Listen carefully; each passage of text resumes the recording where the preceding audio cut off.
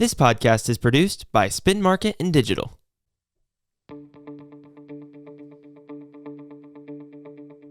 Welcome to How to Money with Cole and Cole. I'm Cole. And I'm Cole. We coach people every day on their money and how to plan for the future.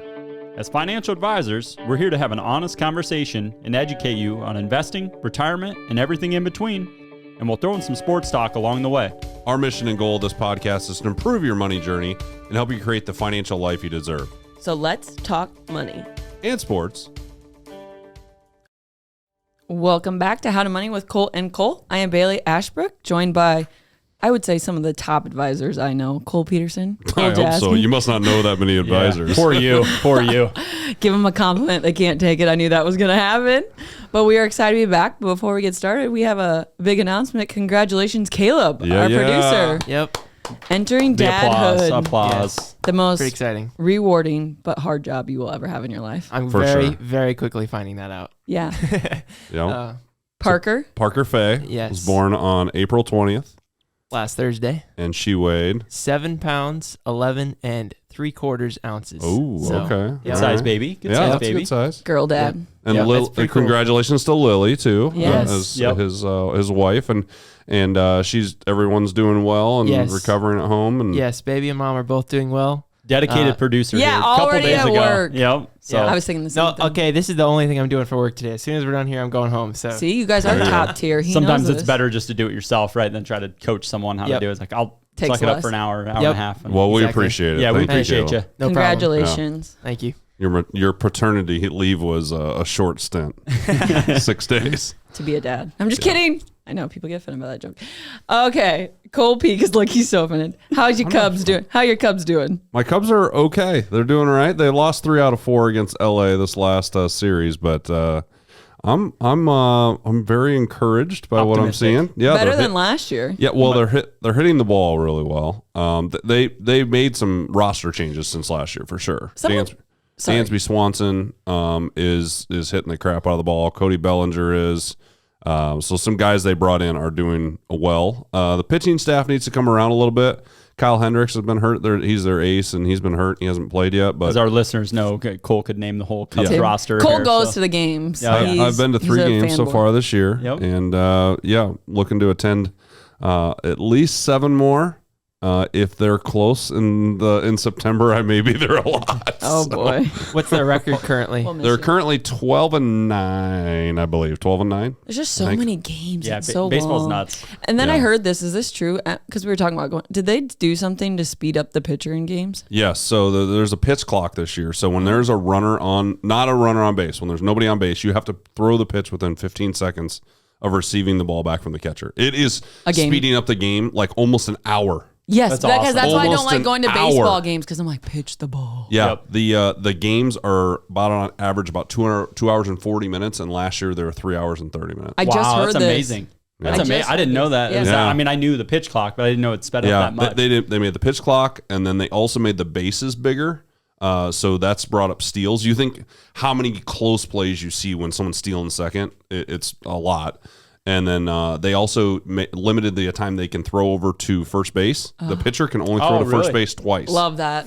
That's Yep. another good rule. During That's that Evolving. bat, cool. they can Yeah. only throw twice. So now, if they've thrown twice, like the guy in first is like, all right, well, you can't throw over, so I'm going to steal. I'll be That's a curious good- if that, like, you know, as they get a couple years into those rules, they can see like the viewership from maybe TV or in fan attendance. In the good teams, like the Cubs have a really big following, so they don't have trouble with attendance. But I saw the San Francisco or Oakland A's. Yeah, their AAA team averages terrible. more attendance really? than the big league team. So The- they're well, so- moving to Vegas. So the Everyone- Cubs just went to LA and Oakland, and they swept Oakland in 3 games. They're terrible. Yep. Oakland might be the worst team in the league, but yeah, it's quickening up games. And tell you what, I went with my 2 6-year-olds, a 9 or 8-year-old, and a 13-year-old, and we were there the whole entire game. And it only took 2 hours and 40 minutes. Like, it's more enjoyable for sure. That's awesome. awesome. I didn't know that. I just heard that. So we have a pretty intense baseball league going on. Cole Jaeschke's involved. We're going to talk about today. baseball league. What are you Oh talking yeah, about? our 6-year-old Cole's coaching. Yeah, yeah. My coaching. Like, what baseball league are you playing in? Yeah, I almost forgot. I was the head coach for one day. Our head coach was gone, so I made my head coach debut here last Sunday. So Speaking of baseball, coaching career, we are going to talk about Cole Jaeschke today because we love to hear a good entrepreneur story. And Cole J, we're excited to hear your story. Yeah. Got a lot of, I would say people I've been able to learn from, and I have a quite diverse background, I'd say, of experiences. So it's fun, and I've continued to evolve, and I always like to, try to relate it back to what I'm doing now and coaching people and helping, with their financial plans. I love that because most people know you as Cole Jaeschke, financial advisor. That's what we know you as. That's what the podcast probably knows you as. But tell people your first career go ahead, I guess. Yeah. So for the listeners that don't know, so my first attempt at a career was to play professional football.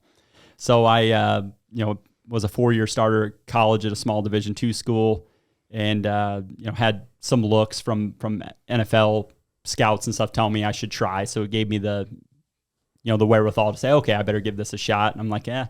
And then, so I got done with school, moved to Minnesota. I had a trainer that I had trained with prior when I was in college. He was my quarterback coach and still a good friend of mine. Ran basically like a athletic performance gym up in Minneapolis area. So I moved up there.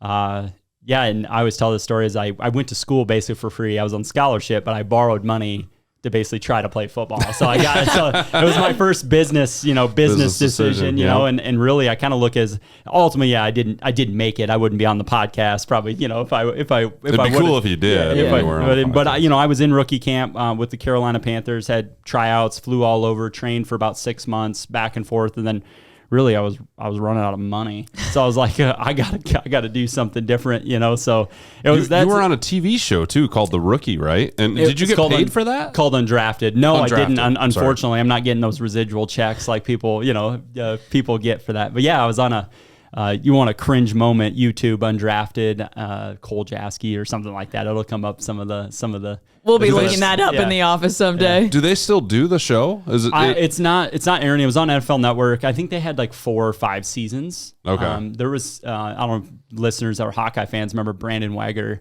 the running back from Sioux City. He was on the same season as I was, so we spent some time together. And he was out in Carolina when I was out there. Oh, nice. Let alone are you trying to make it now? You have cameras following you around. Yeah. That'd be different. Yeah, it was tough because they followed me to like some different tryouts and combines and, and how they dramatized the series and stuff. And I had a couple moments where, I just didn't perform. I was pretty ashamed of my performance, I would say. I can't imagine you being hard on yourself. Yeah. No way. Ashamed. That's a strong word. Yeah. But it is a strong thing to have on camera. Like, pressure. Yeah, I don't like. Well, and I don't even like to listen to the podcast because I hear myself. But I want to critique myself, So I watched it, and it's a good like learning moment that hopefully when my kids are like older, I kind of talk about the story and tell them like it was tough and the failure and kind of where I looked at it, and I just shifted my focus. It wasn't.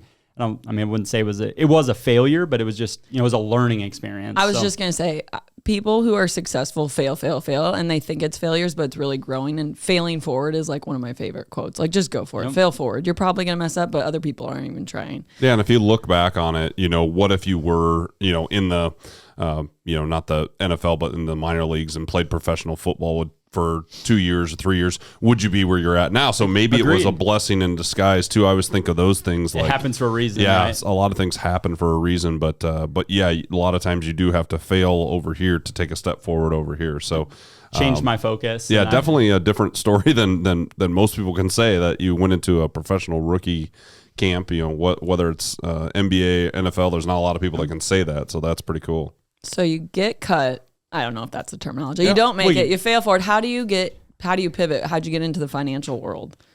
Before we go on that, I just had a memory, like a thought that came in. I remember this, and this is like a distinct, those very like distinct moments in your life. I remember basically, they sat us in a room, the guys that didn't make it or got cut. And you're like, yeah, okay, here's your, itinerary to fly home. And I get to the hotel or the airport, and there's like 8 guys sitting at a bar, all with beers, like tall beers. And we're all like, well, what the hell are we doing now? Everyone's going to their different spot. And I'll never forget that. Just like sitting there and like, well. Did you shed a tear?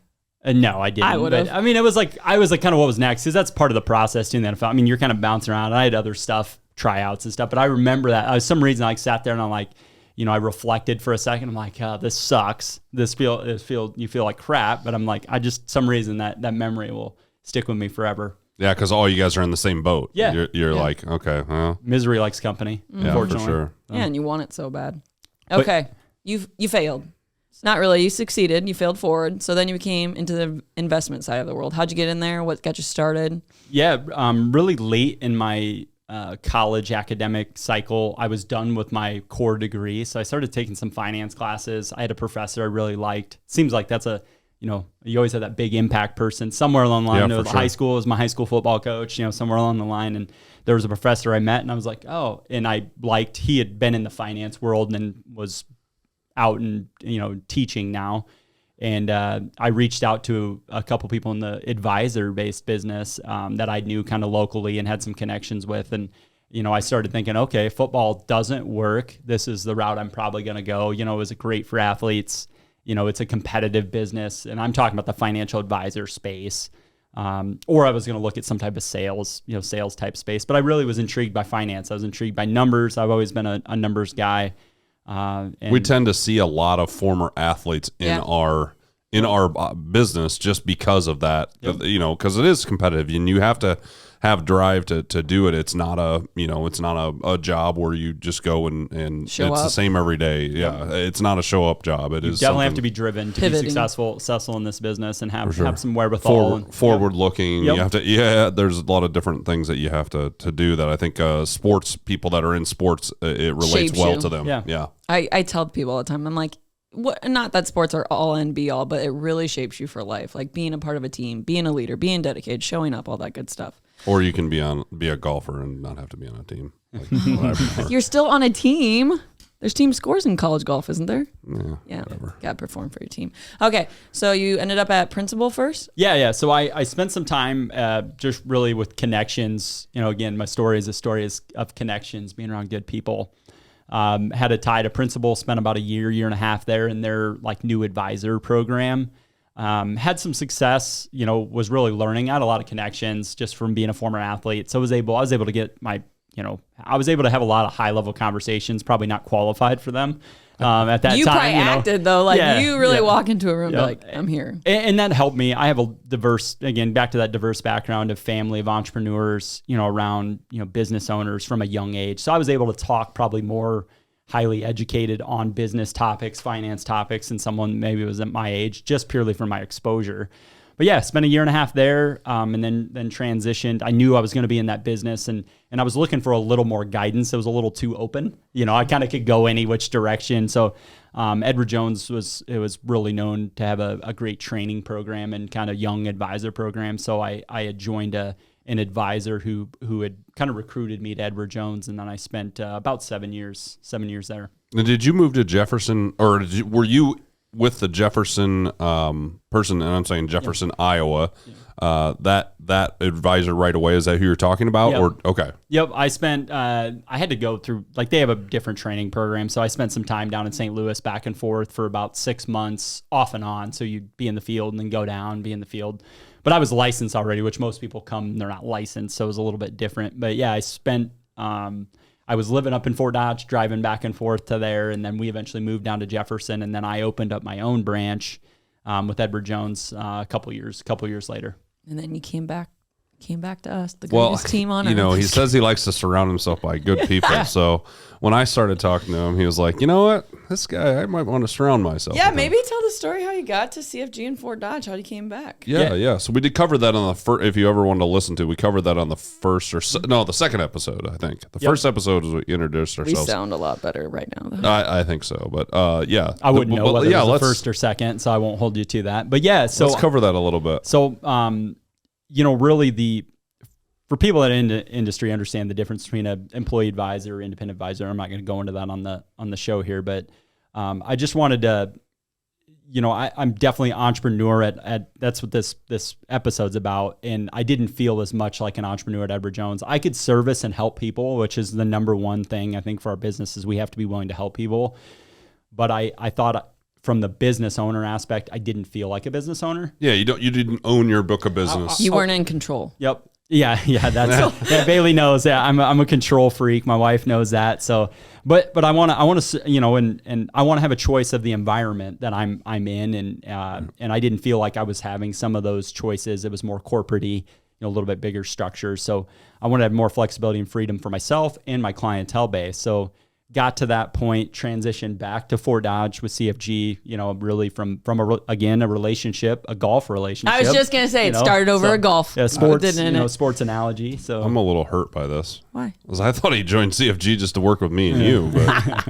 But yeah, no, we started talking after a golf round when we were just, I think Eddie actually started the conversation with you. Yeah. You started asking him questions, and then Eddie was like, curious. You might want to talk to Cole. I think he's a little bit interested about what we do. So, it started after a golf round, kind of on our way back. We started talking on the phone, and then it evolved from there. It took a little while, 7-8 months. You were having a baby. But talk about another risk, you talk Yeah. about the football risk, and now you had to move. For people to understand it, your book didn't move with you, Yep. which means your clients don't automatically come with you. I had to work through and talk to clients. I always had a choice to decide whether or not to come with me, and thank God most of my clients did. But yeah, talk about I'm curious. I'm naturally curious about other people's business, like their businesses specifically. Anytime I sit with a business owner, I want to know kind of their, like, what makes them tick and what makes their business tick. And that's what gets me into trouble at times, right? Because the curiosity of me, I'm like, oh, can I do that? I can do that. I can repeat that. So that's where naturally, that was kind of what I was doing with Eddie, is I was just curious. I wanted to understand, hey, there's a different model out there or a different way to do things. I'm like, well, the learner in me is like, oh, maybe that's better suited for me. I need to look into it. I do that a lot. Now, as I've matured, I've gotten to the point where I can't do everything, and I need to learn that, right, of pick and choosing our time. My time is very valuable to me, and that's where I find myself, though. I'm like, be careful here, because you're going to get going down a hole that you don't want to go down, or takes your time away from priorities or family or whatever it might be. This podcast is produced by Spin Market and Digital. Located in Fort Dodge, Iowa, Spin Market's highly skilled team can help you increase your market by updating your website, improving SEO, designing advertisements, and producing podcasts that will grab the attention of your market. Contact Spin Market today for all your digital marketing needs at digitalagent@spinmarketwith2ks.com or call us at 515-302-8026. And to learn more, visit our website at www.spinmarketwith2ks.com. That's digitalagent@spinmarket.com or 515-302-8026 or visit our website www.spinmarketwith2ks.com. All right, let's do some dollars and cents. Dollar bills, y'all.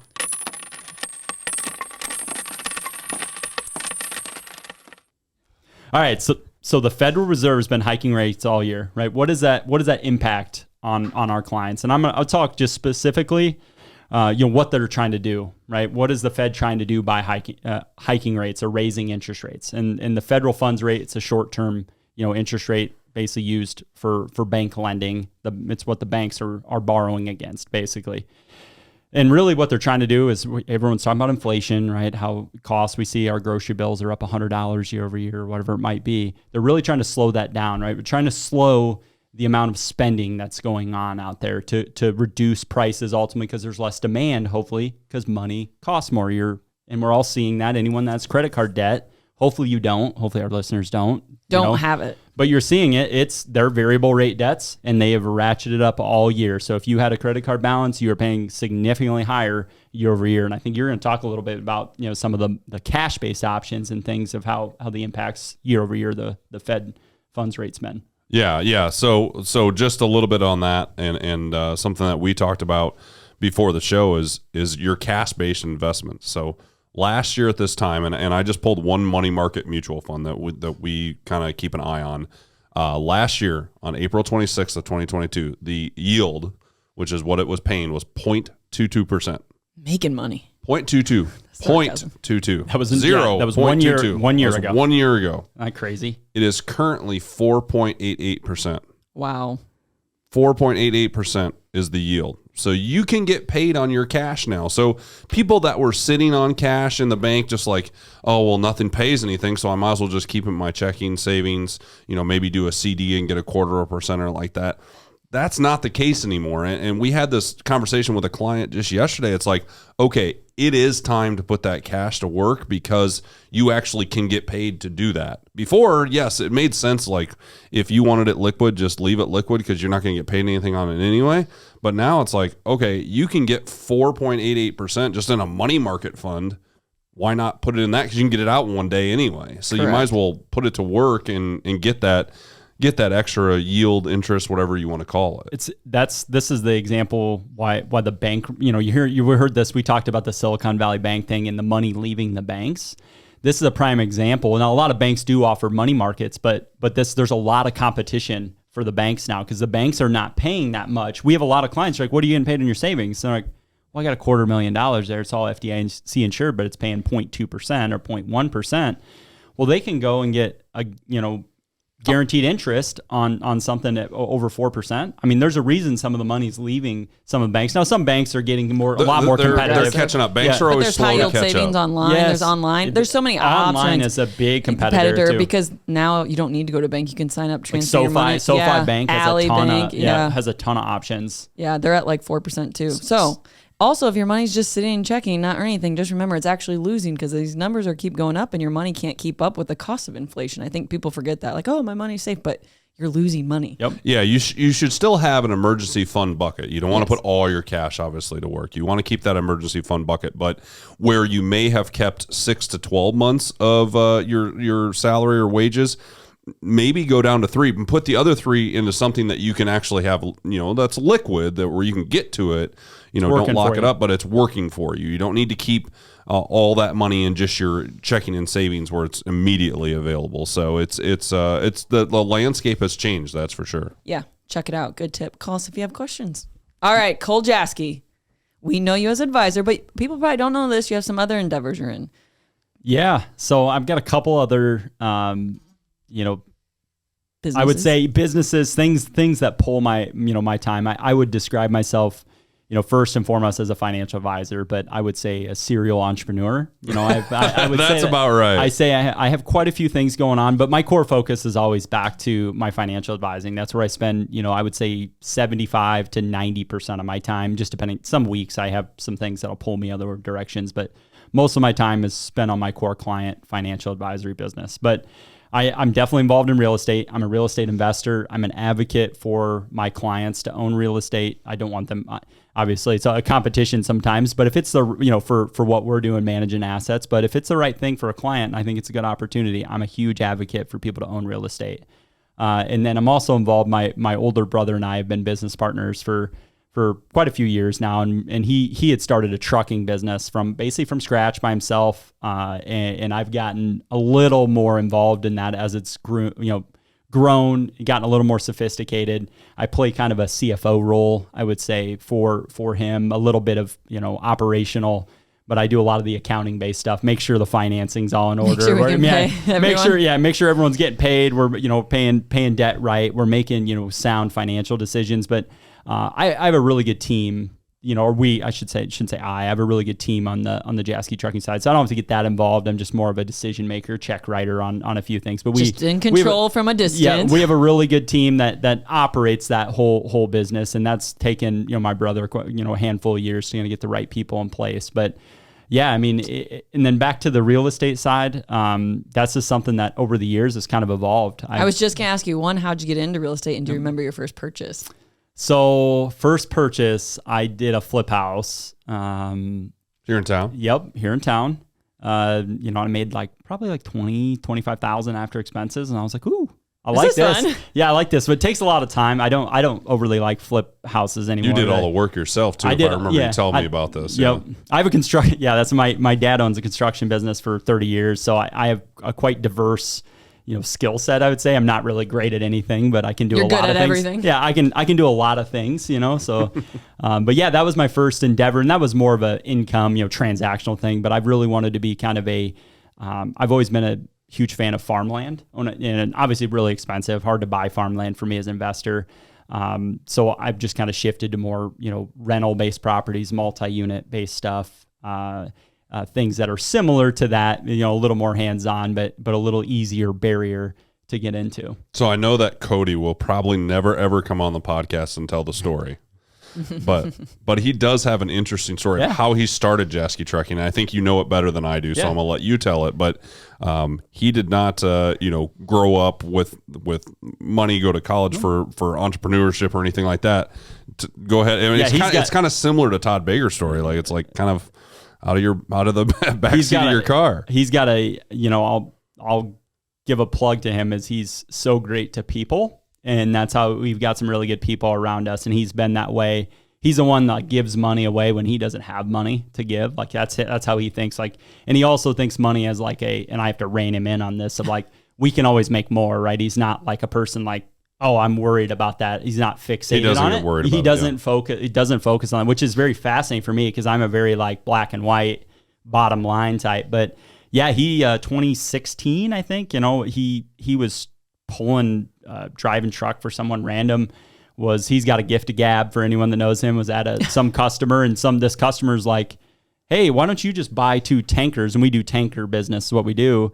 And we'll just give you the freight directly. And he all of a sudden, boom, they had 2 tanks. He had a guy that he knew pulled the other one, just kind of started and went from there. Cody didn't, I'll be honest with you, he got his GED.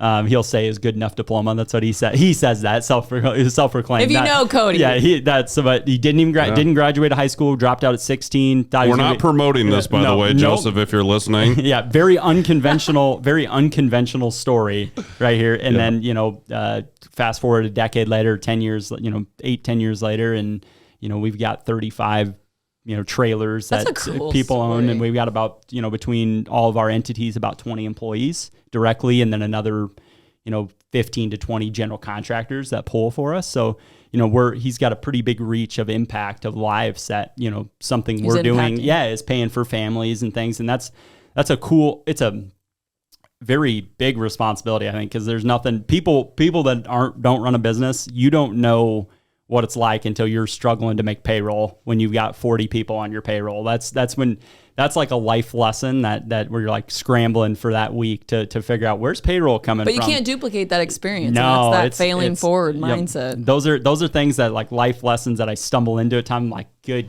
God, what am I doing and here? And then you're with your brother, you're like, family. Yep. And he's, I know. So, but we're and he's the one that probably like, Cole, don't worry about it. We'll figure it out. Yeah. We'll make it. But I'm the high strung one of the group, as you well know, Cole. So, but I was sitting with Cody on a golf cart the other day, and I started talking to him about his story a little bit, and he's like, yeah, I didn't really like school, so I just I wanted to work, so I dropped out and started working. That's what he did. That's what I want to do. I'm a worker. And he's like, I was making $60,000 when I was 17 years old.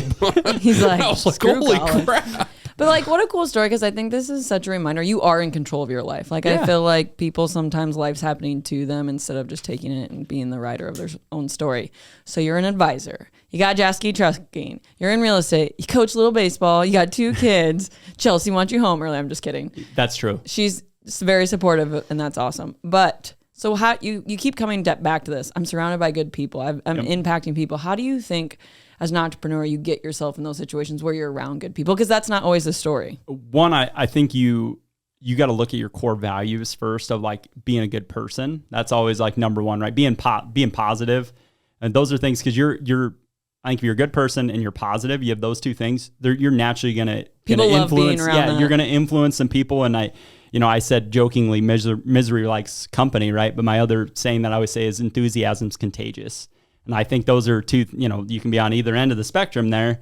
And, and it's hard time, right? When stuff not going right or whatever it might be, and, to be positive, but that's where, if you are attracting those positive people when you're in a dark time, you've got some people to lean on. And that's been a huge thing for me is navigating to those people and then referring back when I am having a tough time. And that's the toughest thing for me, is like asking for help. Yeah. I love I love to hear people's story and ask questions. I'm not the first one to ask their help. I do want to learn though. That's where I always come from, not from a helping standpoint, but like I need to learn about this. So I need to seek out who is that individual that's good in this area, or hey, this person knows how to save money and do this. I need, if that's your goal, I need to find someone who's good at saving money, right? Yeah. Or I want to know someone who's a good leader in business. Go and approach someone who's a good leader in business. Whatever it might be. Learn from success. Or a good dad, someone who's a really good father. Go seek out why are you a good dad? People want to tell their story too. I found that out, through the years, and I've reached out to people like you have, and people want to tell their story. If you're asking for the right reasons, and if you ask them their story, and you'll learn a lot from them. And then we've learned a lot from you today. I was just gonna say you've been and Cole P started this team. And that's the thing about being around positive, driven people, and like you're growing our team and the knowledge you bring and the experience and the drive.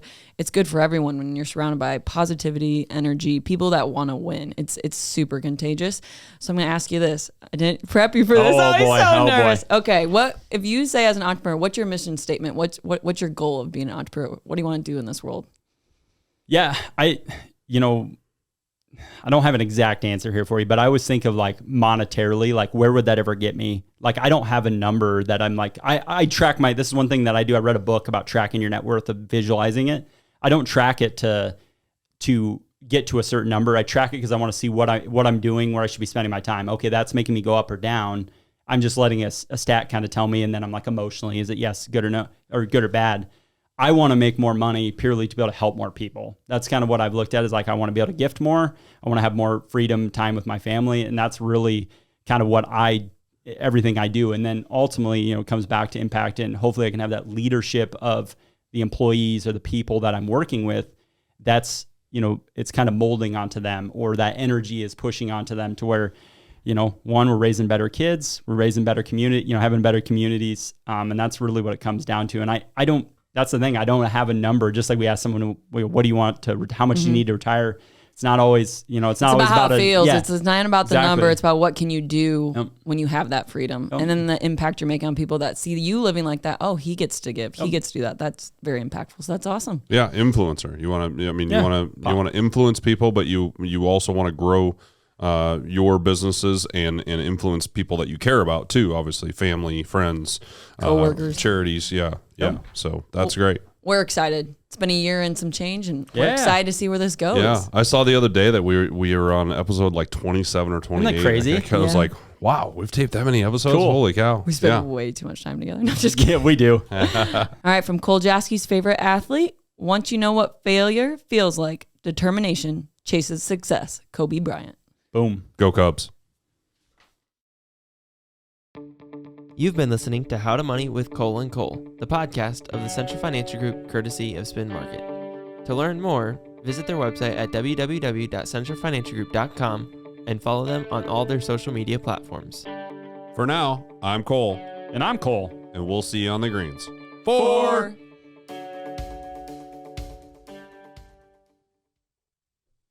Securities and investment advisory services offered through Royal Alliance Associations Incorporated, member FINRA, SIPC. Royal Alliance Associations Incorporated is separately owned, and other entities and/or marketing names, products, or services referenced here are independent of Royal Alliance Associations Incorporated. Material discussed is meant for general informational purposes only, and it is not to be construed as tax, legal, or investment advice. Please note that individual situations can vary. Therefore, the information should be relied upon when coordinated with individual professional advice.